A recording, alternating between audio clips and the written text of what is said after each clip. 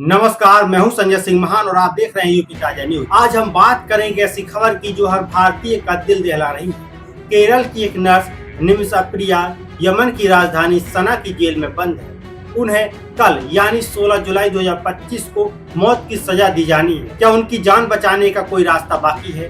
क्या है blood money और क्या यह मनीषा की आखिरी उम्मीद बन सकता है? आइए जानते हैं पूरी कहानी विस्तार से। निमिषा प्रिया केरल के पलक्कड़ जिले की रहने वाली 38 वर्षीय नर्स जो 2008 में बेहतर भविष्य की तलाश में यमन पहुंची थी, लेकिन उनकी जिंदगी तब उलझ गई जब उन्होंने एक यमनी नागरिक तलाल अब्दो मेहदी के साथ मिलकर सना ने एक प्राइवेट क्लिनिक शुरू किया। यह रिश्ता उनके लिए अभिशाप बन गया। आइए इस कहानी को शुरुआत से समझते हैं। 2008 में 19 वर्ष की निमिषा यमन पहुंची और सना के एक सरकारी अस्पताल में नर्स की नौकरी शुरू की। 2011 में निमिषा ने कोच्चि के टॉमी थॉमसन से शादी की। दोनों यमन लौट आई। टॉमी को इलेक्ट्रीशियन की नौकरी मिली, लेकिन सैलरी कम थी। 2012 में निमिषा ने अपनी बेटी मिसाल को जन्म दिया, लेकिन यमन में आर्थिक तंगी बढ़ने लगी। 2014 में टॉमी और मिसाल भारत लौट आए, लेकिन निमिषा ने परिवार को आर्थिक सहारा देने के लिए यमन में रुकने का फैसला किया। 2015 में निमिषा ने यमनी नागरिक तमाल अब्दो मेहदी के साथ मिलकर एक क्लिनिक शुरू किया, क्योंकि यमन के कानून में विदेशियों को स्थानीय पार्टनर की जरूरत होती है। लेकिन यहीं से कहानी ने दुखद मोड़ ले लिया। तलाल ने निमिषा को धोखा देना शुरू किया और उसने निमिषा की शादी की तस्वीर में छेड़छाड़ कर खुद को उसका पति बताना शुरू किया। उसने क्लिनिक का प्रॉफिट हड़प लिया और कथित तौर पर उसका शारीरिक और मानसिक उत्पीड़न शुरू कर दिया। 2016 में निमिषा ने तलाल की शिकायत पुलिस से की, लेकिन तलाल ने फर्जी दस्तावेज दिखाकर निमिषा को 6 दिन की हिरासत में डलवा दिया। जुलाई 2017 में तलाल से अपना पासपोर्ट वापस लेने के लिए निमिषा ने उसे बेहोशी का इंजेक्शन लगा दिया, लेकिन डोज की मात्रा ज्यादा होने से तलाल की मौत हो गई।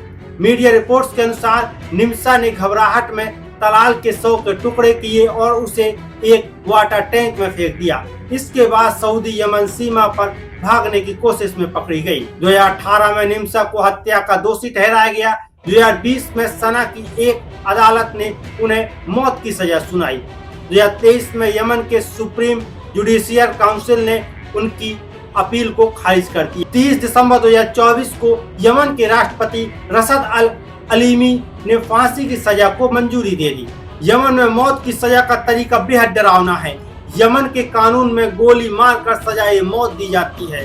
दोषी को एक कंबल या गलीचे से चेहरे के नीचे तक लपेटा जाता है। फिर एक डॉक्टर उनकी पीठ पर दिल की जगह निशाना लगाता है। इसके बाद जल्लाद ऑटोमेटिक राइफल से गोलियां मारता है। कुछ मामलों में मृत्यु दंड में उन्हें कोड़े भी मारे जाते हैं। यमन में शरिया कानून के तहत अपराधों में मौत की सजा दी जाती है।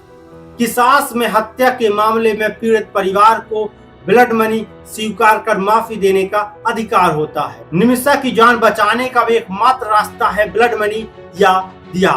यह शरिया कानून का हिस्सा है जिसमें पीड़ित परिवार को आर्थिक मुआवजा देकर दोषी को माफ किया जा सकता है।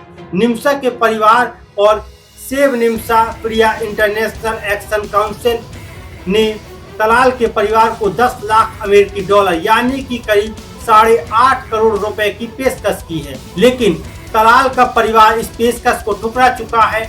उनका कहना है कि यह मामला उनकी इज्जत से जुड़ा है। निमिषा की मां प्रेम कुमारी ने अपनी संपत्ति बेचकर क्राउड फंडिंग के जरिए पैसे जुटाए। केरल के एक बिजनेसमैन ने भी 1 करोड़ रुपए देने का वादा किया था, लेकिन समय तेजी से निकल रहा है। भारत सरकार और निमिषा का परिवार लगातार कोशिश में जुटा है।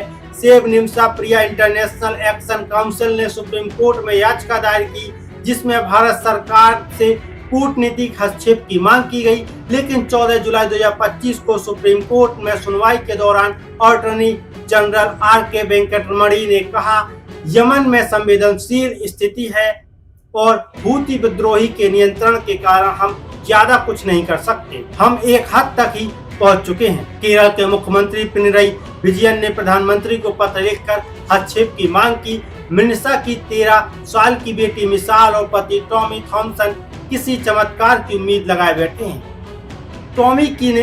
टॉमी ने बताया कि वे निमिषा से टेक्स्ट और वॉइस मैसेज के जरिए संपर्क में है। निमिषा की मां प्रेम कुमारी ने यमन जाकर तलाल के परिवार से बातचीत की कोशिश की। उनके गांव वाले भी हैरान हैं। एक स्थानीय निवासी ने कहा कि हमें यकीन नहीं होता कि निमिषा किसी की हत्या कर सकती है, उन्हें माफ कर देना चाहिए। निमिषा प्रिया की जिंदगी अब कुछ घंटों की मेहमान है। क्या ब्लड मनी उनकी जान बचा पाएगी? क्या भारत सरकार का कोई कूटनीतिक प्रयास रंग लाएगा? यह सवाल हर भारतीय के मन में है। अगर आप भी निमिषा को बचाने की मुहिम का हिस्सा बनना चाहते हैं तो सेव निमिषा प्रिया इंटरनेशनल एक्शन काउंसिल से जुड़ें। हमें कमेंट करके बताएं आप इस मामले में क्या सोचते हैं। क्या आपको लगता है कि ब्लड मनी से निमिषा की जान को बचाया जा सकता है? इस वीडियो को लाइक करें, शेयर करें और इसको ज्यादा से ज्यादा शेयर करें। मैं संजय सिंह महान फिर मिलूंगा एक और नई खबर के साथ।